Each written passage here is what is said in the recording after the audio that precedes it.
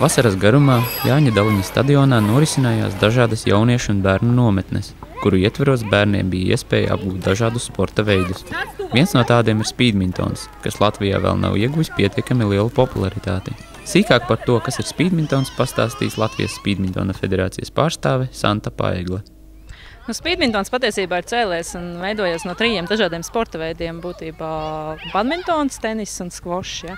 Ja no badmintona vairāk vai mazāk ir spīders, no skvoša ir vairāk vai mazāk rakete, tad no tenisa ir vairāk vai mazāk tehnika, ko mēs spēlējam, parasti kā spēlē, jo būtībā spīdmintons ir tāda priekšrocība viņam, ka nevajag tīklu. Būtībā var spēlēt jebkur un jebkuros laikapstākļos, jebkurā vietā, pludmale, zāle, sporta zāle, vienalga. Tas ir būtībā izliek laukums un spēlē.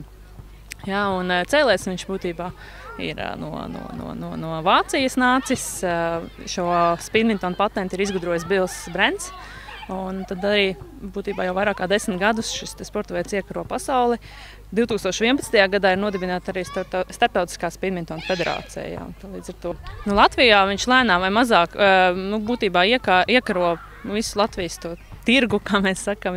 Mums sacensības arī lēnām arvien vairāk parādās. Ja pagājušajā gadā mums bija kaut kādas 1 sacensības vai 2, tad šogad jau ir bijušas 4 un plānojās jau pat Latvijas čempionāts šajā sporta veidā.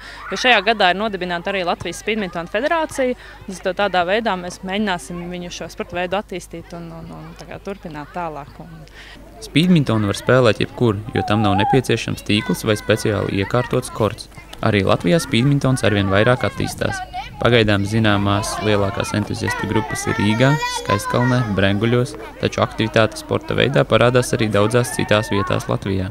Iespējams, jau drīz šis sporta veids gūs lielu popularitāti un arvien vairāk cilvēku pievērsīsies spīdmintonam.